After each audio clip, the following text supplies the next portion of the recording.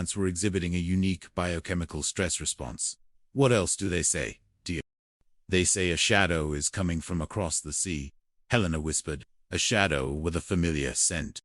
The shadow arrived in the form of a news report. A strange, aggressive blight was sweeping through botanical gardens across Europe, specifically targeting rare medicinal strains.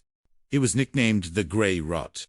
As it approached England, Boniface realized with a chill that this was no natural phenomenon. It was a biological weapon, a twisted mirror of the Apostle Seeds. Chapter 17. The Shadow of the Past. The investigation began when a sample of the Grey Rot arrived at the lab under heavy guard. Boniface peered through her microscope and gasped. The cellular structure was an inverted replica of the Apostle essence. It didn't regenerate. It cannibalized. Someone has been perfecting Sterling's failure, Sam said, his face etched with a new kind of worry. Now, the superintendent, he had more resources but less time. Apex is gone, but the data remained. It was sold on the black market to a shadowy conglomerate called Ouroboros. Ruth, whose investigative journalism had earned her a Pulitzer, had been tracking Ouroboros for months. They aren't looking for a cure, Sam. They're looking for a ransom. If they kill off the world's rare medicinal plants, they controlled the only source of healing left, the one they've stockpiled. The threat became personal when the first signs of Grey Rot appeared on the outer hedges of St. Vincent. The protective limestones seemed to hold it at bay, but the rot was evolving, eating through the very stone that guarded the seeds.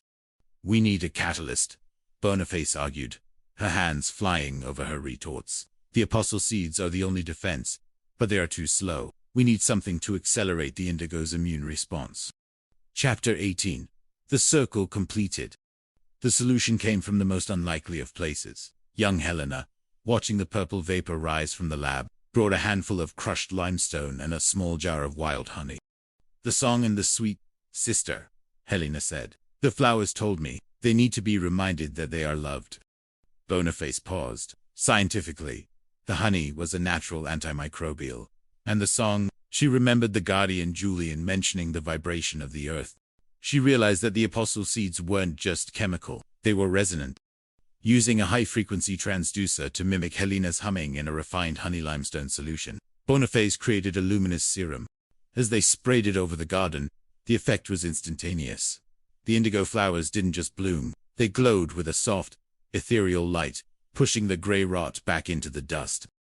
The Ouroboros agents, who had infiltrated the village to witness the fall of St. Vincent's, were captured by Sam's team. They were led by a man who had been Ronnie Panisser's assistant decades ago, a man who had inherited the shark's grin but none of his eventual conscience.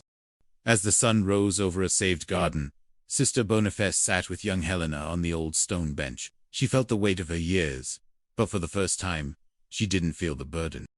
You have the eye, Helena Boniface said softly, handing the girl her own magnifying glass. Not the one on the box, but the one in here. She touched the girl's forehead. The foundations are safe, Sister Helena replied, looking at the chapel. Chapter 19. The Silent Witness. The aftermath of the Grey Rot incident left Great Slaughter in a state of quiet reflection. While the world celebrated the luminous serum, Sister Boniface spent long nights in the archives, accompanied by young Helena. They were searching for the original journals of Sister Helena, the archaeologist, hoping to find the true source of the Apostle Seeds. One evening, tucked inside the hollowed-out spine of a 16th-century prayer book, Helena's nimble fingers found a hidden compartment. It contained a single, yellowed photograph and a handwritten letter dated 1944. The photograph showed a young Helena standing beside a man in a military uniform. He had a kind, tired face and the unmistakable gaze of a scholar. On the back, it simply said, "For the future of the world, with love, Elias." Who was he? Sister Helena asked, her voice hushed. Elias Thorne, Boniface whispered, the name tasting like old secrets. He was a botanist during the war. He worked on secret project to find natural cures for the soldiers. It seems Helena and Elias found the seeds together in the Middle East. They weren't just archaeological artifacts. They were a pact between a soldier and a nun to ensure the healing would always outlast the weapons of war. The letter revealed that Elias had died shortly after the photograph was taken, leaving Helena as the sole guardian of the seeds. She had brought them back to St. Vincent's, hiding them behind the Earl's plaque, waiting for a time when science would be advanced enough and hearts would be pure enough to use them correctly. Chapter 20. The trial of the centuries. The discovery of Elias Thorne's involvement triggered a new legal challenge. A man claiming to be Elias's great-grandson, Arthur Thorne, filed a lawsuit against the deal, claiming ownership of the seeds and all the research derived from them. Arthur Thorne wasn't a scholar. He was a venture capitalist, with a reputation for stripping companies of their assets. The trial took place in a courtroom filled with the people of great slaughter. It was a battle between the cold logic of inheritance law and the spiritual weight of a gift given for the common good. Sam Gillespie, now retired but still a formidable presence, sat beside Ruth in the front row. Ruth had been investigating Arthur Thorne's connections and had found a trail of bank accounts leading back to the remnants of Oro. "They aren't just looking for money," Ruth whispered to Sam. "They're looking for a legal way to seize the source. If they win, they don't just own the seeds, they own the right to decide who lives and who dies." Sister Boniface was called to the stand. She looked fragile in her habit, but her voice was a pillar of fire. "Mr. Thorne," she said, looking directly at Arthur, "you speak of bloodlines and documents, but the seeds do not recognize a signature. They recognize a soul. They failed to bloom for the shark, and they withered for the greed of Apex. They only bloom when they are shared." The turning point came when young Helena was called as a special witness regarding the resonance science. She brought with her the small jar of honey and limestone. She explained the song of the earth with a clarity that silenced the room. The judge, a man who had seen too much greed in his long career, made his ruling. The seeds belonged to no man. They belonged to the sanctuary that preserved them. Arthur Thorne's claim is dismissed. Chapter 21. The victory in the courtroom was celebrated with a quiet prayer in the garden. But as the seasons turned, a new phenomenon occurred. The indigo flowers began to change color. They were turning a deep, radiant gold, the color of the final bloom described in the ancient prophecies. Helena had translated. The scent was no longer just ozone and honey. It was the fragrance of every memory of great slaughter, the smell of lavender, the damp mist, the wax of the candles, and the laughter of the children. "It's time, Boniface," Reverend Mother Adrian said, standing beside her in the laboratory. "The seeds have completed their journey. They are giving back everything they have stored for 500 years. The final bloom released a fine, golden pollen that drifted over the entire valley. It wasn't a cure for a single disease. It was a strengthening of the spirit. People who had been at odds for decades found themselves reconciled. The bitterness that had clung to the Sedgwick name finally dissolved.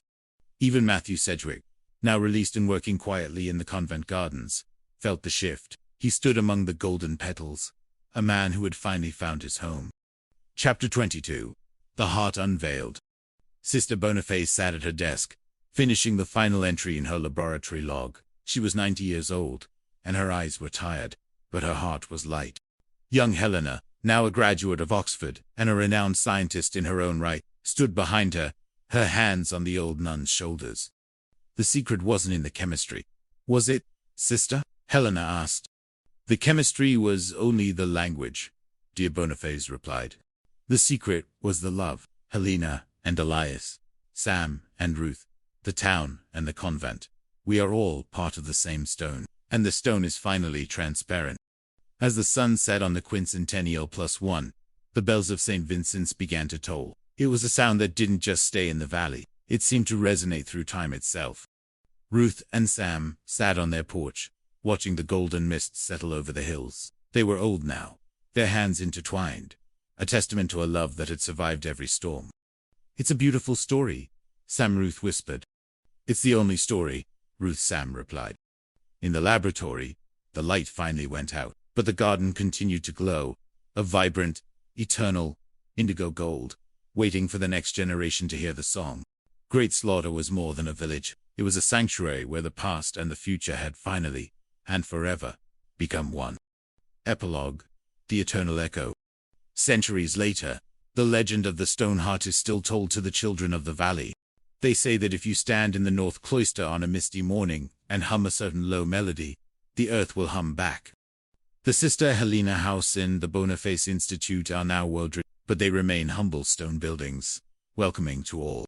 The Apostle Seeds are no longer a secret. They are the foundation of a global medical system based on the principle that the earth provides what the heart needs.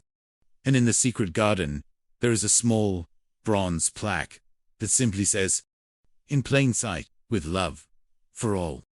The bells of St. Vincent's continue to ring, a deep, resonant sound that echoes into the infinity of the heavens, telling a story that never truly ends because the heart of great slaughter is not made of stone, but of the light that moves within it. The end.